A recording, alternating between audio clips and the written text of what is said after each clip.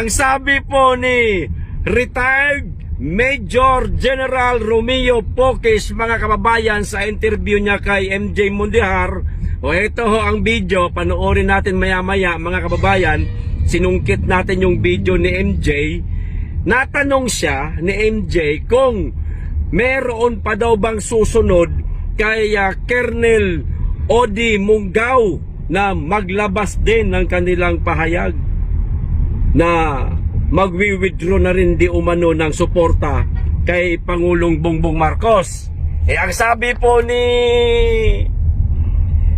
retired Major General Romeo Poques, marami pa daw. Naku po, mga kababayan, yan nga ba sinasabi ko yung iba lang hindi masyadong naglalabas ng kanilang hinanaing laban sa magulong administrasyon ni Marcos kasi unang-una, natatakot sila na baka mawalan ho sila ng hanap buhay. Siyempre, apektado po ang pamilya nila, pag-aaral ng kanilang mga anak. Pero, ayon po kay Romeo Poques, aba maglalakas loob daw itong iba, mga kababayan. Mas lalong kahiya-hiya po ito sa administrasyon ni Marcos. Kung hindi ako nagkakamali, sa panahon ni Pangulong Duterte, wala ni isa mang mga kasundaluhan ang naglabas na kanilang statement na ayaw na namin sumuporta sa presidente kasi hindi namin nagugustuhan ng pamumuno niya. Pero ngayon, isa-isa nang magsasalita di umano, mga kababayan. Naku, kakabahan si Bangag nito.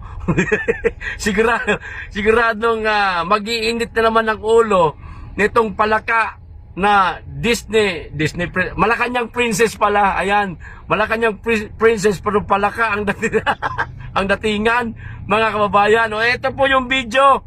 Panoorin po natin mga kababayan. Pakinggan po natin maigi yung mga sinasabi ni Romeo Poques. Pero bago po natin panoorin ang video, makikisuyo po muna sa mga hindi pa po nakasubscribe.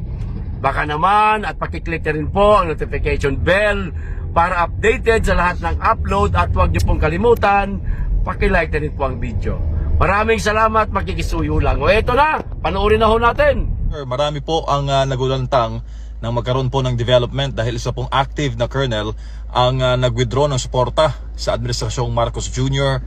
bilang retiradong general at nagsilbi sa AFP. Ano pong masasabi niyo dyan, sir? Okay, sa kaso ni Colonel Munggao ay nagpapatunay na marami talagang mga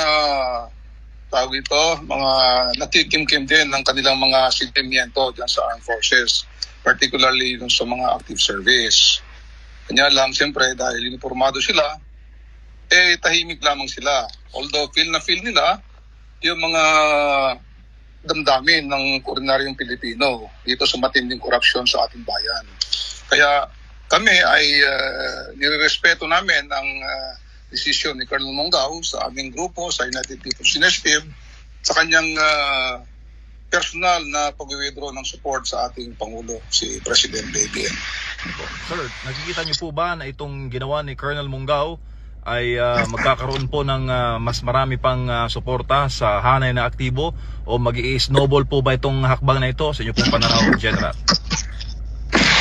Ang pananaw natin ito ay marami pa yung iba na maaaring sumunod dito. Dahil sabi ko nga, yung sentimiento namin, ng karamihang Pilipino ay pareho rin ng mga sundalo, mga pulis.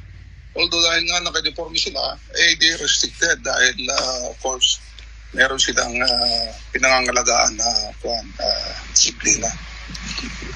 Opo. Ito matatak. Opo, General, sir, masahe po ninyo sa taong bayan, sir, with this current developments na may active po na colonel at malaki po yung kanyang naging role sa kanyang serbisyo sa AFP, at tinanggal na pala ito, sir, sa serbisyo kagabi. Expected naman yan, siyempre, dahil of course, armed forces yan, meron tayong sinusunod na mga patakaran. Pero alam naman natin na handa si Colonel Munggao sa ganyang mga desisyon ng ating pamahalaan sa kaso niya. Thank you, General. Maraming salamat po. Thank you rin. Maliwanag, di ba, mga kababayan? mismong si General Pukis na may sabi na maaaring marami pang susunod pagkatapos magsalita o mag-withdraw ng suporta ni Munggao. Ang nakaka-excite dito mga kababayan, baka meron pang mas mataas na ranggo kay Munggao ang mag-withdraw na rin ng suporta kay Bongbong Marcos. Pero ang masaklap lang talaga, kapag ka nagsalita ka, salubin mo lang naman yun eh. Karapatan mo naman magsalita eh. Karapatan nating lahat na magsabi na ayoko na sumuporta sa presidente natin ngayon. Pero binibigyan ho nila ng sanksyon katulad ng nangyari kay Munggao o tinanggal nila sa pwesto. Kawawa naman yung mama, di ho ba mga kababayan, naghahanap buhay lang.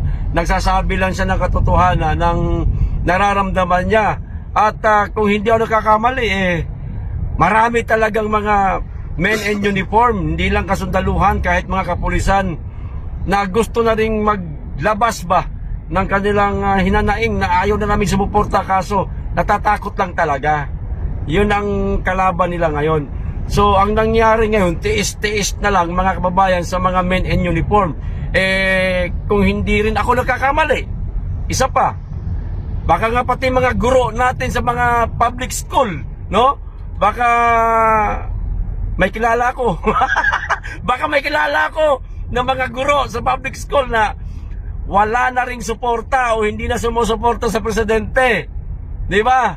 Mga guro, sa buong Pilipinas, kung meron makapanood itong video ko, comment po kayo. Baguhin nyo lang yung pangalan nyo para hindi kayo matrace. Huwag kayo magsisinungaling. Mga kapulisan, huwag kayong magsisinungaling. Mga kasundaluhan, ako po. Hindi man ninyo sinasabi pero ramdam namin yan. Bakit?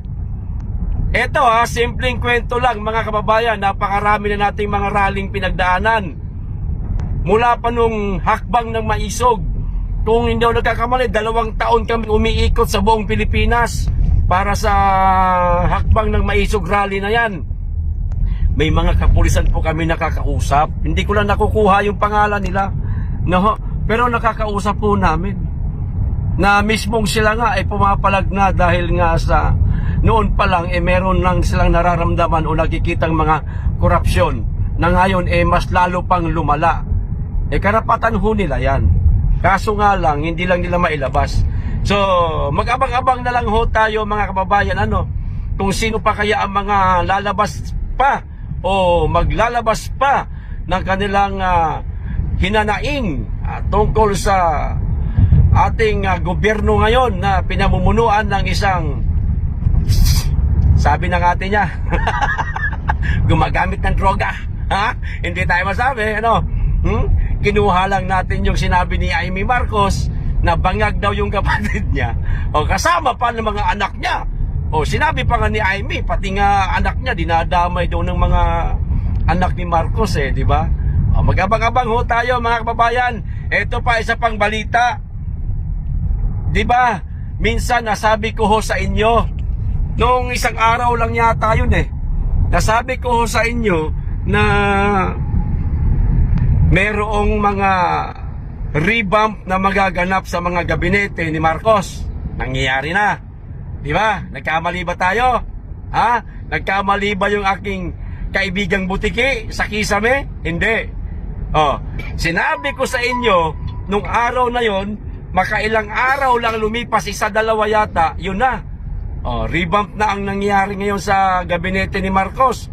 Tapos, mga kababayan, etong ibibigay ko po sa inyo na panibagong nalaman na naman, na parehas, yung sinabi ho sa akin nung ating kaibigang butiki, eto nga nangyari na. At ipinost po ito mga kababayan ni Luminous, ni Attorney Trixie Cruz, na tugman-tugma po doon sa mga sinasabi ko sa inyo. Ito basahin ko, ayan, ipakita ko na rin dyan sa screen. May nagliligpit na daw ng gamit. Kita nyo na. So kapag ka nagliligpit ng gamit, ayawan na. Surrender na, ika nga, ano. O, di pa alam ang papalit. Ayan, okay. Undersecretaries required to file courtesy resignations pagpasok ng bagong sekretary. No! Sabi niya, no! Hindi ito DOT. O, pinangunahan lang po ni Atty. Trixie na hindi sa taga-DOT, kundi sa ibang ahensya ito maaari, mga kababayan. Pero tugma pa rin po doon sa sinabi ko sa inyo.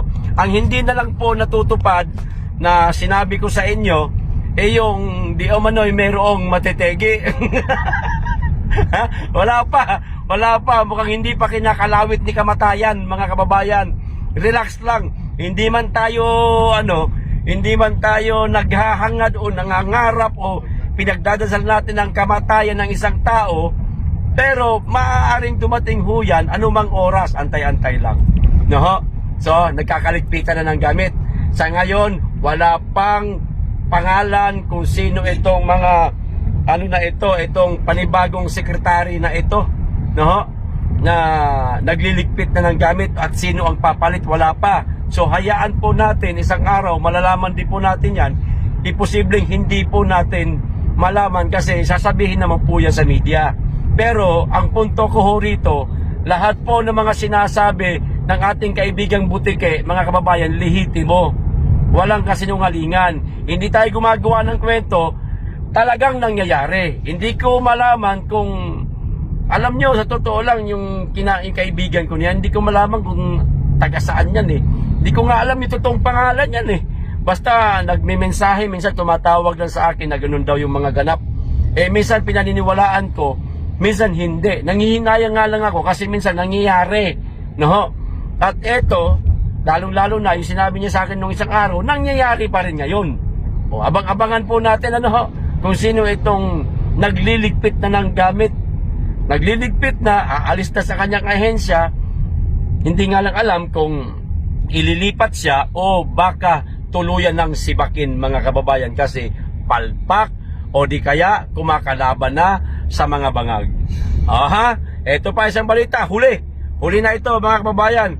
Etong simple lang, hindi ko na babasahin lahat to para hindi na po tayo masyadong humaba. Etong pinaka itong pinaka quote card na lang po. Ayan, nakikita niyo naman siguro. Ayan o Risa Hontiveros, tutol sa pagbabalik ng parusang bitay sa bansa. Tutol siya, baka mabitay siya. Joke lang joke lang, Madam Risa. Hindi ka naman yata mabibitay. Karma meron, oo. Pero eto sariling saluubin natin to, mga kababayan. Demokrasya man ang bansa natin, lahat tayo may karapatan magsalita. Para sa akin, bilang isang simpleng mamamayan na mayroong maliit na tinig lamang, ang isang elected official o mambabatas ka man sa Kamara, mapasa Senado, kapag ka ikaw tumututol dyan sa parusang bitay na yan, na isinusulong ngayon ng ilang matitinong mambabatas. Maliwanag, yung mga nagsusulong niya, matitino talaga, hindi magnanakaw. Isinusulong nila, mga kababayan, ang mga tumututol dyan, maaaring mayroon silang kinatatakutan na mahagip sila sa pagbabalik nitong parusang bitay sa ating bansa. Maaaring mahagip sila, matamaan sila, o magurgur sila, sa madaling salita. Magurgur sila, ganun lang, di ho ba? Isa lang ang ibig sabihin yan para sa akin, takot sila na maibalik ang bitay, baka madamay sila. Yun lang yun. Huwag natin masyadong habaan at mag-antabay na lang tayo kung sino-sino pang mga mambabatas sa Kamara at sa Senado ang tututol sa pagbabalik ng parusang bitay sa ating bansa. Alam na ang dahilan nila, kahit hindi pa nila sabihin nilang hindi makatao, hindi makadiyos. Putang ina, mga demonyo, mga kawatan nga sila ninanakawan tayo diba? Makatao, makadiyos bang ginagawa nila na ninanakaw nila ang buwis ng tao? sila nagpapakasasa, tayo nagpapakahirap magtrabaho araw-araw. Para lang meron tayong maibigay na buwis sa gobyerno, tapos nanakawin lang nila. Kung pwede lang tayong mag-ingay sa labas ng Kongreso at sa Senado at sabihin natin na ibalik ang bitay, gagawin natin yan para maibalik Di ba? Kaso, ngayon, napakaraming tumututol. Mas inaatupag ho nila, mga kababayan, ang mga impeachment laban kay Vice President Sara Duterte, na kahit na alam nilang napakalabo ng lumusot nito, kasi noong unang nag-file sila ng impeachment sa ating pangalawang Pangulo, palpak naman. Hindi sila nagtagumpay. So itong pangalawa, ewan ko lang kung magtagumpay sila. Diyan sila ngayon busy. Sa paggawa ng batas, wala na. At busy rin sila sa pangungulimbat ng pera. Di ba? Agad